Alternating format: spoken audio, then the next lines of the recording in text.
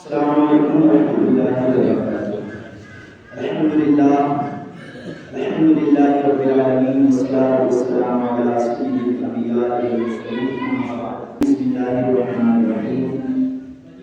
افطمعون ان یؤمنوا لکم وقد کان فریق منهم یسمعون کلام اللہ، صدق اللہ مولانا العلی العظیم وبلغنا رسوله النبی الامین الغفور الرحیم، ونحن على ذلك لمن الشاهدين والشاكرين۔ رب اشرح لي صدري ويسر لي امري واحلل عقدة من لساني يفقهوا قولي، رب يسر ولا تعسر وتمم بالخير، ربي زدني علما، حسبنا الله ونعم الوكيل، نعم المولى ونعم النصير، سبحان الله وبحمده، سبحان الله العظيم وبحمده استغفر اللہ۔ گنج بخشے فیض عالم محمد نور خدا، ناقصارہ پیر کامل کاملارہ رہنما، غوث اعظم بغنے میں سر و سامان مدد قبلہ دی مدد کعبہ امام حضرت۔ کتب و حدیث میں درود و سلام پڑھنے کی بے شمار فضائل و برکات بیان کیے گئے ہیں۔ اللہ کے رسول سرور کائنات فخر موجودات سیاح اخلاق صلی اللہ علیہ وآلہ وسلم کا فرمان عالیشان ہے کہ جو بندہ جمعے کے دن مجھ پر 80 مرتبہ درود پاک پڑھتا ہے تو اللہ تعالیٰ اس کے 80 سال اور اس کے گناہوں کو معافی عطا فرماتا ہے۔ کون؟ جو جمعے والے بالخصوص دن کے لیے سرکار نے مخصوص دن کو کیا ہے، وہ جمعے کے دن 8 نہیں بلکہ 80 مرتبہ درود پاک پڑھے گا تو اللہ تعالیٰ اس کے 80 سال کے گناہوں کو معاف فرمائے گا۔ اور ایک روایت کے مطابق جمعے کے دن جو بندہ حضور پر 200 مرتبہ درود پاک پڑھے گا تو اللہ تعالیٰ اس کے 200 سال کے گناہوں کو معاف عطا فرمائے گا۔ 200 سال کے گناہوں کو اللہ تعالیٰ درگزر فرمائے گا۔ تو یہ گناہ ایسے نہیں جھڑیں گے بلکہ جب نبی پر درود و سلام کی دالیاں بھیجیں گے تب ہمارے گناہ جھڑیں گے۔ تو آئیے کچھ سننے اور سنانے سے قبل سرکار نامدار مدینے کے تاجدار تو عالم کے مالک و مختار، کالی کالی کملی میں چھپانے والے آقا، لمبے لمبے ہاتھوں سے بھیک دینے والے آقا، شفاعت دلانے والے آقا، مغفرت کرانے والے آقا، جنت میں ساتھ لے جانے والے آقا، جہنم سے باہر نکلوانے والے آقا، جناب احمد مصطفیٰ محمد مصطفیٰ صلی اللہ تعالی علیہ وآلہ وسلم کی پیاری پیاری بارگاہ بے سلام میں ایک بار پورا مجمع بڑے ہی ادب و احترام کے ساتھ بارگاہ رسالت میں درود پاک کا ہدیہ پیش کریں اور پڑھیں بابا درود اللہم صلی علی سیدنا و مولانا محمد المعظم الجود والکرم وآلہ الکرام وابنہ الکریم وبارک وسلم صلاۃ و سلام علیہ یا رسول اللہ دائما یا حبیب اللہ صلی اللہ علیہ وآلہ وسلم۔ ایک مرتبہ اور درود پاک پڑھیں اللہم صلی علی۔ آپ لوگ سامنے زیادہ دیکھ رہے مجھے تک دیکھ رہے جبکہ سامنے سے خوبصورت میں ہوں، میرے آگے اس کی کوئی اوقات نہیں، اس سے زیادہ خوبصورت میں ہوں، لیکن آپ خوبصورت چیز کو چھوڑ کر کے بصورت چیز کو دیکھ رہے ہو۔ آپ بصورت کو نہ دیکھو بلکہ اس خوبصورت کو بڑا اس خوبصورت کی بات نظر آنی چاہیے۔ آپ کی درود پاک پڑھیں اللہم صلی علی سیدنا مولانا محمد المعظم الجود والکرم وآلہ الکرام وابنہ الکریم وبارک وسلم صلاۃ و سلام علیہ یا رسول اللہ دائما یا حبیب اللہ صلی اللہ علیہ وآلہ وسلم۔ پچھلے سے پچھلے جمعے میں آپ نے سنا کہ اللہ تعالیٰ نے ارشاد فرمایا تھا بنی اسرائیل کے دل سخت ہو گئے اور یہ خرابی مسلمانوں میں بھی پائی جاتی ہے۔ اور پھر آپ نے حدیث پاک بھی سنی تھی کہ جس طرح سے بارش میں پڑے لوہے کو زنگ لگ جاتی ہے۔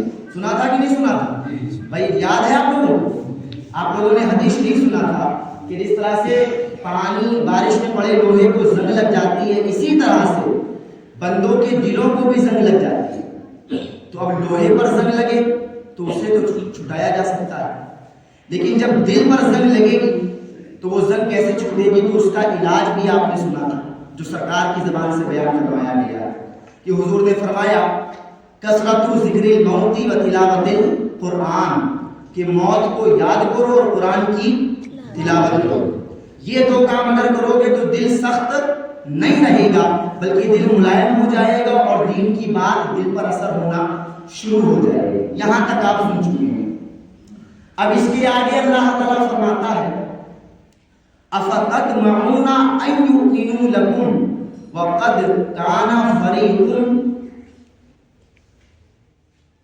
کلام اللہ تعالیٰ فرما رہا ہے جب بنی اسرائیل کے پاس آیت قرآنی تلاوت کی گئی تو تم یہ سوچتے ہو، مدینے والوں سے اللہ تعالیٰ فرما رہا ہے ایمان والوں سے، کہ تم یہ گمان کرتے ہو کہ یہ یہودی یہ قرآن کی آیتیں سن کر کے ایمان لے آئیں گے؟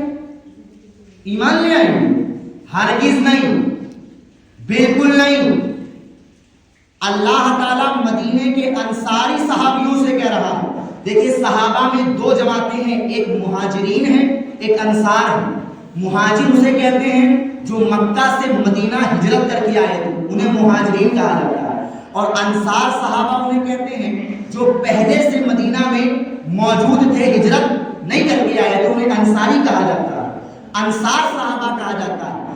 انصاری صحاباؤں کی ایک خواہش تھی کہ مدینے میں جتنے یہودی ہیں وہ ہمارے پڑوسی ہیں، اگر یہودی سارے کے سارے ایمان لے آئے تو بڑا اچھا ہو جائے گا، اسلام کا جھنڈا مضبوط ہو جائے گا، اسلام کا قلعہ مضبوط ہو جائے گا، اور ایسا مضبوط ہوگا کہ پھر اسلام کو کوئی دشمن نیچے نہیں کر سکتا ہے۔ مدینے کے انصاریوں کی یہ خواہش تھی کہ یہودی ایمان لے کر کے آئیں۔ اللہ تعالیٰ نے فرمایا کہ اے ایمان والوں، اے مدینے والوں، تم یہ سمجھتے ہو کہ یہودی ایمان لے آئیں گے؟ وہ ہرگز ایمان نہیں لائیں گے۔ یہودی، ارے زور سے بولو، یہودی ہرگز ایمان نہیں لائیں گے، بالکل ایمان نہیں لائیں گے۔ یہودیوں کے نصیب میں ایمان ہے ہی نہیں، یہودیوں کے نصیب میں ایمان کی لذت موجود ہی نہیں ہے، وہ ایمان نہیں لا سکتے ہیں۔ اور آگے اللہ تعالیٰ نے فرمایا تم تو ایمان کی بات کر رہے ہو، ان یہودیوں میں کی ایک جماعت تو وہ ہے کہ جب وہ ہمارا کلام سنتی ہے تو اسے اپنی زبان سے دانستہ جھٹلا دیتی ہے اور بدل دیتی ہے اور کہتی ہے نہیں نہیں نہیں، یہ جو کہا جا رہا ہے حلال، یہ حلال نہیں، یہ تو حرام ہے، اور یہ جو کہا جا رہا ہے حرام، یہ حرام نہیں، یہ تو حلال ہے۔ یہ یہودیوں کی بات اللہ تعالیٰ کر رہا ہے، یاد رکھیے گا۔ یہودیوں کا عالم یہ تھا کہ یہودی لوگ ہر حلال چیز کو حرام بتاتے تھے اور ہر حرام چیز کو حلال بتاتے تھے، یہ یہودیوں کا ماجرا تھا۔ سود اگر حرام ہے تو یہودیوں کی نظر میں حلال ہو جائے گا، سود اگر حرام شریعت نے کر دیا ہے تو یہودیوں کی نظر میں وہ حلال ہو جائے گا۔ ان کے زمانے میں، ان کے زمانے کی بات کر رہا ہوں، یہودیوں کا یہ پیشہ رہا ہے کہ جس چیز کو اللہ نے حلال کہا اس کو انہوں نے حرام کہا، اور جس چیز کو اللہ نے حرام کہا اس کو انہوں نے حلال قرار دیا، اور ایسا حلال قرار دیا کہ معاذ اللہ رب العالمین، اللہ معاف کرے، جب آقا علیہ السلام نے اعلان نبوت فرمایا تو حضور کا جو حلیہ مبارک تھا، ذرا آپ حضور کا حلیہ پہلے سنیں، اس کے بعد آپ اگلی بات سنیں تاکہ سمجھ میں آ جائے۔ سرکار کا جو حلیہ مبارک تھا وہ حدیث پاک میں بیان کیا گیا ہے کہ حضور کے جو مبارک بال تھے وہ گھنگریلے، سرکار کے مبارک بال، ارے بول دیا کرو، منہ میں زبان نہیں ہے، کیسے تھے؟ زور سے بولو، اور بولو زور سے، سرکار کے بال گھنگریلے تھے، آقا علیہ السلام کے بال گھنگریلے تھے۔ یہ حدیث پاک میں آپ کو سنا رہا ہوں۔ آقا علیہ السلام کی آنکھیں بڑی بڑی تھیں، حضور کی آنکھیں بڑی بڑی تھیں، آقا علیہ السلام کی بھویں آپس میں ایک دوسرے سے ملی ہوئی تھی، آقا علیہ السلام کی بھویں آپس میں ایک دوسرے سے ملی ہوئی تھی، دشت یعنی آپس میں ایک دوسرے سے ملتی تھی، اور آقا علیہ السلام کا چہرہ کشادہ تھا، آقا علیہ السلام کی داڑھی کشادہ تھی، آقا علیہ السلام کی داڑھی کے بال بھی گھنگریلے تھے۔ آقا علیہ السلام کا حلیہ جو سیٹ اپ کپڑوں کے اعتبار سے رہتا تھا تو سرکار نے اپنی 63 سالہ زندگی میں پیجامہ کبھی پہنا ہی نہیں، پیجامہ کبھی پہنے ہی نہیں ہے۔ سرکار نے جب پہنا ہے لنگی پہنا ہے، سرکار نے جب پہنا ہے تہبند پہنا ہے۔ سرکار نے 63 سال کی عمر میں شادی بیاہ اچھے برے ہر موقع پر حضور نے لنگی کا استعمال کیا ہے، تہبند کا استعمال کیا ہے۔ پیجامے کو حضور نے پسند فرمایا پر پہنا نہیں، اور حضور نے لنگی کو پسند بھی فرمایا، لنگی کو زیب تن بھی فرمایا۔ اور سرکار علیہ السلام کا عمامہ ہوا کرتا تھا، کبھی کبھی حضور काले रंग का अमामा बांधते थे, कभी हुजूर हरे रंग का अमामा बांधते थे, कभी हुजूर सफेद रंग का अमामा बांधते थे, कभी हुजूर पीले रंग का अमामा बांधते थे, कभी हुजूर कत्थई रंग का अमामा बांधते थे। सरकार की मर्जी पर डिपेंड करता था, जो सरकार को अच्छा लगता था सरकार वो बांध लिया करते थे। जैसे रमजान के महीने में 20 रमजान को फतेह मक्का हुई है, तो फतेह मक्का के दिन आका अलैहिस्सलाम ने अपने सर पर जो अमामा बांधा वो काले रंग का अमामा से विदत फरमाया था। काले रंग का अमामा हुजूर ने अपने सर पर बांधा था। तो ये सरकार का सेटअप था। अब आपने सुन लिया कि सरकार का हुलिया है। सरकार का हुलिया तो ये है जो मैंने आपको बताया, जो हदीस में बताया गया। लेकिन अब आओ जरा, यहूदियों ने क्या किया? जब तौरात में आका अलैहिस्सलाम की शान बयान की गई और कहा गया कि नबी आखिरुज़ ज़मां जब आएंगे तो उनकी आंखें बड़ी बड़ी होंगी, उनकी भवें आपस में मिली होंगी, उनके बाल घुंघरैले होंगे, वो तहबंद का इस्तेमाल करते होंगे और उनकी दाढ़ी कुशादा होगी, वो नए नए रंग के अमामे से बेदन फरमाते होंगे। ये सारी बातें तौरात में लिखी हुई थी, ये सारी बातें इंजील में लिखी हुई थी। जब यहूदियों ने पढ़ा कि ये तो वही हुलिया है जो मोहम्मद अरबी का हुलिया है, अगर तो हम अपने लोगों को ये बता देंगे कि यही वो मोहम्मद अल्लाह के नबी हैं, तो जानते होगा क्या? सारे के सारे यहूदी मोहम्मद के पास चले जाएंगे, हमारा नजराना बंद हो जाएगा, हमारा नजराना बंद हो जाएगा। सारे के सारे इस्लाम में दाखिल हो जाएंगे तो हमारा नजराना बंद हो जाएगा। भाई हमें नजराना कौन देगा? ये यहूदियों के उलमा की गंदी सोच का आलम है। मैं ये कहना चाहता हूँ, उन लोगों के पास इल्म नहीं था, और अगर इल्म था भी तो खुदा जब दीन लेता है तो अक्लें छीन लेता है। मेरे रब ने कुरान में फरमाया है, वतुइज़्ज़ु मन तशाअ वतुज़िल्लु मन तशाअ। इज्जत देने वाला भी अल्लाह है, जलील करने वाला भी अल्लाह है। इज्जत भी अल्लाह देता है और जलील भी अल्लाह ही करता है। अल्लाह जिसे चाहे इज्जत दे, अल्लाह जिसे चाहे जलील करे, अल्लाह जिसे चाहे नजराने वाला कर दे और जिसे चाहे बिना नजराने के कर दे। ये अल्लाह की मर्जी है ना, ये लोगों पर डिपेंड नहीं करता है, लोगों के एतबार से नहीं होता है। अगर बात ऐसी ही चले ना कि लोगों के नजरानों से अगर उलमा के घर चलने लगे, बहुत बड़ा जुमला कहने जा रहा हूं, तवज्जो से सुनना, अगर लोगों के नजराने से उलमा के घर चलने लगे ना तो सारे आलिमों के घर में फाका होना शुरू हो जाएगा, सारे आलिम भूखे मरने लगे। याद रखो, कौम का पैसा मौलवी नहीं खाता है, मौलवी अपने नबी का टुकड़ा खाता है, मौलवी अपने नबी का टुकड़ा खाता है, वो कौम का पैसा नहीं खाता है। वरना इतनी आसान बात नहीं है कि मैं आपको इतनी अच्छी अच्छी बातें भी बता रहा हूँ और 10 रुपए भी आपकी तरफ से मेरे पास नहीं आता है, तो ऐसी तो बात नहीं है ना कि मैं आपको बात बताना छोड़ दूंगा। नहीं, ये अल्लाह की मर्जी पर डिपेंड करता है। अल्लाह जिसे चाहे बिना हिसाब दे देता है, अल्लाह जिसे चाहे कुछ नहीं देता है। याद रखो, जब यहूदियों के उलमा ने ये सोचा कि सारे लोग इस्लाम में चले जाएंगे तो हमारा नजराना बंद हो जाएगा, तो अल्लाह ने फरमाया परेशान ना हो, मेरे नबी के पास आए या ना आए, तुम्हारा नजराना तो वैसे ही बंद होना है, तुम्हारा नजराना तो वैसे ही बंद होना है, चाहे वो मेरे नबी के पास आए और चाहे ना आए, तुम्हारा नजराना तो मुझे बंद ही करना है, तुम्हारा नजराना बंद होके रहेगा। तो यहूदियों ने आका अलैहिस्सलाम की शान बदल दी, सरकार का हुलिया बदल दिया, सरकार का हुलिया चेंज कर दिया। अब तौरात में से क्या किया गया? यहूदियों ने तौरात का एक पन्ना फाड़ा, जिस पन्ने पर सरकार का हुलिया बयान था, बड़े गौर से सुनना, जिस पन्ने पर सरकार का हुलिया बयान किया गया था, तौरात का वो पन्ना फाड़ दिया और फाड़ने के बाद कलम उठाया और कलम उठा करके यहूदियों ने अपनी तरफ से लिखना शुरू कर दिया। क्या लिखा? लिखने लगे कि सरकार के बाल सिल्की हैं, सरकार की भवें मिली हुई नहीं है, सरकार की दाढ़ी कुशादा नहीं है, सरकार लुंगी का इस्तेमाल नहीं, सरकार का ये रवैया नहीं है, ये रवैया नहीं है, ये रवैया नहीं है। यानी जो जो बात पहले लिखी थी उसके अपोजिट, उसके बरअक्स, उसके विलोम शब्द में, उसके अपोजिट वर्ड में इन्होंने ला करके वो बात दर्ज कर दी। अगर तौरात में लिखा था लुंगी पहनते थे, इन्होंने लिख दिया लुंगी नहीं पहनते थे। तौरात में लिखा है कि सरकार की दाढ़ी कुशादा थी, इन्होंने लिख दिया कुशादा नहीं थी। तौरात में लिखा है सरकार की भवें मिली थी, लिख दिया भवें नहीं मिली थी। जो उसमें लिखा है इसका उलट कर दिया। जब उलट कर दिया, अपने लोगों को दिखाया, कहा देखो भाई, हमारे नबी की जो शान है वो तो ये बयान की गई है और मोहम्मद के अंदर तो ऐसी कोई बात भी पाई नहीं जाती है, मोहम्मद के अंदर तो ऐसी कोई भी बात पाई नहीं जाती है। इसका मतलब यह है कि मोहम्मद अल्लाह के नबी نہیں ہے، کہو معاذ اللہ۔ اس کا مطلب یہ ہے کہ محمد اللہ کے نبی نہیں ہے۔ تو لوگوں نے کہا ہاں بات بالکل صحیح ہے، اگر تورات میں شان بیان کی گئی ہے اور نبی کے بعد وہ شان نہیں ہے تو اس کا مطلب یہ ہے کہ محمد اللہ کے نبی نہیں ہے۔ چلو آؤ میں بتاتا ہوں، تمہاری کیا اوقات ہے کہ تم بتاؤ گے محمد نبی ہے یا نہیں ہے؟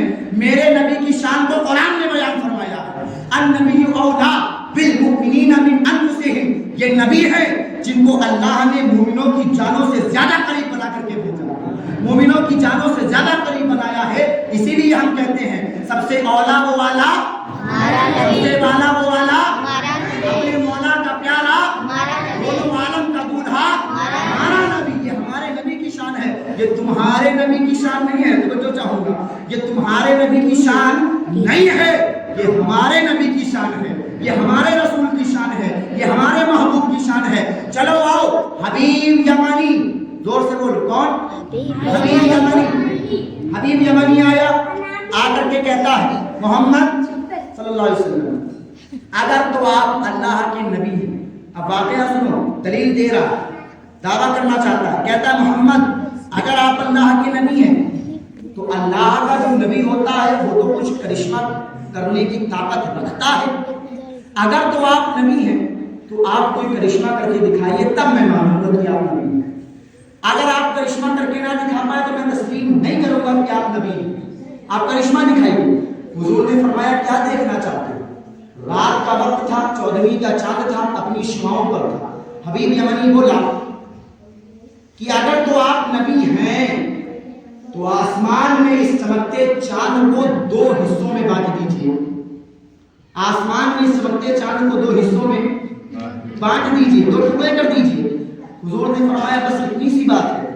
میرے آقا نے اپنی شہادت کی انگلی سے اشارہ فرمایا اور اشارہ کرتے ہوئے حضور نے ایک بار انگلی داہنی طرف کی، ایک بار انگلی بائیں طرف کی۔ حبیب یمنی نے ماتھے کی نگاہوں سے دیکھا کہ چاند کا ایک حصہ داہنی طرف چلا گیا، دوسرا حصہ بائیں طرف چلا گیا، دوسرا حصہ بائیں طرف چلا گیا۔ جب چاند 2 حصوں میں بٹ گیا، اب دیکھو تم تو جادوگر ہو، کون ہو؟ ابھی کیا کہہ رہا تھا کہ اگر کرشمہ دکھاؤ گے تو نبی مان لیں گے، ابھی یہ کہہ رہا تھا کرشمہ دکھاؤ گے تو کیا مان لیں گے؟ نبی۔ اب جب کرشمہ دکھا دیا تو کیا کہہ رہا ہے؟ یہ تو جادو ہے، تم نے تو جادو کر دیا ہماری آنکھوں پر، یہ چاند 2 ٹکڑے تھوڑی ہوا، یہ ہمیں لگ رہا کہ 2 ٹکڑے ہوا ہے، ہماری آنکھوں پر جادو ہو گیا۔ میرے آقا کو جلال آئے گا، حدیث کی الفاظ آج بھی شاہد ہیں، مصطفیٰ جان رحمت جلال کی حالت میں آئے، فرمایا اے حبیب یمنی سن، تو میری نبوت پر شک کرتا ہے، میری رسالت پر شک کرتا ہے، میرے نبی ہونے پر شک کرتا ہے، میرے معجزے پر شک کرتا ہے، میری طاقت پر شک کرتا ہے، میری شان پر شک کرتا ہے، میرے رتبے پر شک کرتا ہے، میری بلندی پر شک کرتا ہے، میرے مرتبے پر شک کرتا ہے۔ ارے میں تجھ کو بتانا چاہتا ہوں میرا رتبہ صرف اتنا نہیں ہے کہ چاند کو 2 ٹکڑوں میں بانٹ دوں، بلکہ میرا رتبہ تو یہ ہے کہ تو جو اپنے گھر سے چل کر کے آیا تھا، تیرے گھر میں ایک لڑکی ہے جو ہاتھ سے لولی ہے، تیرے گھر میں ایک لڑکی ہے جو پیر سے نگلی ہے، تیرے گھر میں ایک لڑکی ہے جو منہ سے گونگی ہے، تیرے گھر میں ایک لڑکی ہے جو آنکھ سے اندھی ہے، تیرے گھر میں ایک لڑکی ہے جو کان سے بہری ہے، تیرے گھر میں ایک لڑکی ہے جو نہ کھا پاتی ہے، جو نہ بول پاتی ہے، جو نہ اٹھ پاتی ہے، جو نہ بیٹھ پاتی ہے، جو نہ سو پاتی ہے، جو نہ جاگ پاتی ہے، جو نہ آ پاتی ہے، جو نہ جا پاتی ہے۔ تو یہ ارادہ کر کے آیا ہے کہ اگر محمد نبی ہوں گے تو میں ان سے کہوں گا کہ میری بیٹی کو ٹھیک کر دو۔ میرے آقا نے فرمایا اے حبیب یمنی سن، تو کلمہ پڑھتا ہے نہ پڑھ، جا میں نے تیری بیٹی کو ٹھیک کر دیا ہے، جا میں نے تیری بیٹی کو ٹھیک کر دیا ہے، تو کلمہ پڑھتا ہے نہ پڑھ، جا میں نے تیری بیٹی کو ٹھیک کر دیا ہے۔ اللہ اکبر کبیرہ، میرے آقا کا یہ فرمانا کہ میں نے تیری بیٹی کو ٹھیک کر دیا، حدیث گواہ ہے۔ حبیب یمنی الٹے پیر واپس جاتا ہے، جانے کے بعد دیکھتا کیا ہے کہ جو میری بیٹی ابھی تک اپنے پیروں سے چل کر کے ایک قدم بھی آگے نہیں بڑھ پا رہی تھی، آج وہی میری بیٹی مجھے لینے کے لیے دروازے پر آئی ہوئی ہے، مجھے لینے کے لیے دروازے پر آئی ہوئی ہے۔ پتا چلا یہودیوں نے جب یہ کہا کہ آقا کا حلیہ بدل دو، آقا کی شان بدل جائے گی، تو اللہ نے کہا نہیں نہیں نہیں، ایسا ہو ہی نہیں سکتا ہے، جسے اللہ شان والا کر دیتا ہے اسے کوئی نیچا نہیں کر سکتا، جسے اللہ شان دے دیتا ہے اسے کوئی نیچا نہیں کر سکتا ہے۔ اور یاد رکھو یہ بات بھی صحیح ہے کہ جسے اللہ اونچا کر دے اسے کوئی نیچا نہ کر سکے، اور یہ بات بھی صحیح ہے کہ جسے اللہ نیچا کر دے اسے کوئی اونچا بھی نہیں کر سکتا، جسے اللہ نیچا کر دے اسے کوئی اونچا بھی نہیں کر سکتا ہے۔ میرے نبی کو میرے رب نے اونچا کیا، میرے نبی کو میرے رب نے اونچا کیا، تو یہودی اونچا نہ کر پائے، اور یہودیوں کو میرے رب نے نیچا کیا تو یہودیوں کو کوئی اونچا نہیں کر پایا، عیسائیوں کو کوئی اونچا نہیں کر پایا۔ لہذا اگر اللہ کی بارگاہ میں مقبول ہونا چاہتے ہو، اللہ کی بارگاہ میں فضیلت والے ہونا چاہتے ہو، اللہ کی بارگاہ میں مرتبے والے ہونا چاہتے ہو، تو یاد رکھو سرکار کی شان سب سے اول موضوع ہے ہمارے لیے، سرکار کی شان سب سے اول ٹاپک ہے ہمارے لیے۔ اس ٹاپک سے بڑھ کر ہمارے لیے کوئی دوسرا ٹاپک نہیں ہو سکتا ہے۔ ہمارا عقیدہ کل بھی یہ تھا کہ جہاں بانی عطا کر دیں، بھری جنت ہبا کر دیں، نبی مختار کل ہے جس کو جو چاہے عطا کر دیں، نبی مختار کل ہے جس کو جو چاہے عطا کر دیں، اور جہاں میں ان کی چلتی ہے وہ دم میں کیا سے کیا کر دیں، جہاں میں ان کی چلتی ہے وہ دم میں کیا سے کیا کر دے۔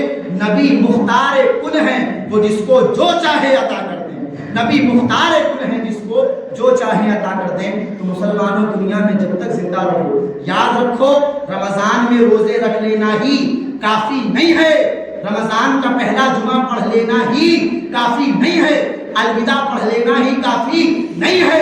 یہ جمعہ، یہ رمضان، یہ روزہ، یہ حج، یہ زکوٰۃ تب کام آئے گا جب دل میں نبی کی محبت موجود ہوگی، جب دل میں نبی کا پیار موجود ہوگا، جب دل میں نبی کے لیے الفت موجود ہوگی۔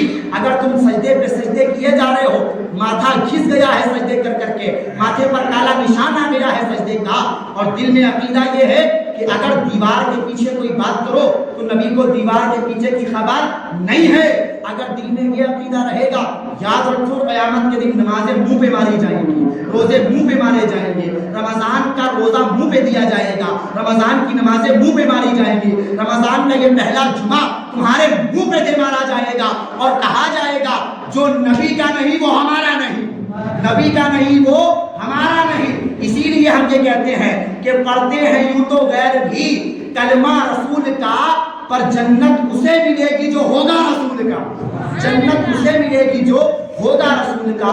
تو اس لیے اپنے عقیدے کو سنبھالو، اپنے ایمان کو سنبھالو، جب ایمان سنبھل جائے گا، عقیدہ سنبھل جائے گا، تو انشاءاللہ جب نماز پڑھنے کھڑے ہوگے نا اور دل میں نبی موجود ہوں گے تو پھر نماز پڑھنے کا ایک اپنا ہی مزہ آئے گا انشاءاللہ، نماز پڑھنے کا ایک اپنا ہی لطف آئے گا انشاءاللہ، روزہ رکھنے کا ایک اپنا ہی لطف آئے گا انشاءاللہ۔ اب آخر میں بس 1 منٹ کی گفتگو اور سن لیں کہ آج رمضان کا پہلا جمعہ ہے، آپ سب کو جمعہ بہت بہت مبارک ہو رمضان شریف کا۔ یاد رکھیے ویسے تو جمعہ سال میں 52 بار آتا ہے، سال میں 52 جمعے پڑھتے ہیں، کتنے؟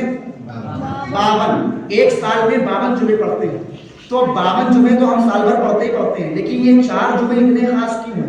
یہ 4 جمعے اس لیے خاص ہیں کیونکہ رمضان کے مہینے میں نفل کا ثواب فرض کے برابر کر دیا جاتا ہے، فرض کا ثواب 70 گنے بڑھا دیا جاتا ہے، فرض کا ثواب کتنے گنے بڑھا دیا جاتا ہے؟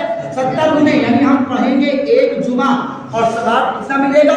70 جمعہ پڑھنے کا ثواب ملے گا، 70 گنا جمعہ پڑھنے کا ثواب ملے گا۔ تو اس لیے ان لوگوں کو ہیبت لینی چاہیے، عبرت لینی چاہیے اور ہدایت لینی چاہیے جو رمضان کے جمعے کو بھی چھوڑ رہے ہیں۔ رمضان کا جمعہ بالکل نہیں چھوڑنا ہے اور رمضان کے بعد کا بھی جمعہ نہیں چھوڑنا ہے۔ اسی لیے تو رمضان آیا ہے کہ رمضان کے پورے مہینے میں عبادت کرو تاکہ عبادت کی عادت بن جائے، اور جب کسی چیز کی عادت بن جاتی ہے تو عادت چھٹائے بھی نہیں چھوٹتی ہے۔ عادت ایسی چیز ہے جو چھٹائے بھی نہیں چھوٹتی ہے۔ تو جب نماز پڑھنے کی عادت لگ جائے گی تو کوئی چھٹا پائے گا؟ نہیں چھٹا پائے گا۔ روزہ رکھنے کی عادت پڑ جائے گی تو انشاءاللہ ہم سال روزہ رکھتے رہیں گے۔ اللہ تعالیٰ کی بارگاہ میں دعا ہے مولا پاک جو کچھ سنا ہے اس کو یاد رکھنے، اس پر عمل کرنے اور اسے دوسروں تک پہنچانے کی توفیق عطا فرمائے۔ آمین۔ وآخر دعوانا الحمدللہ رب العالمین۔ السلام علیکم ورحمۃ اللہ۔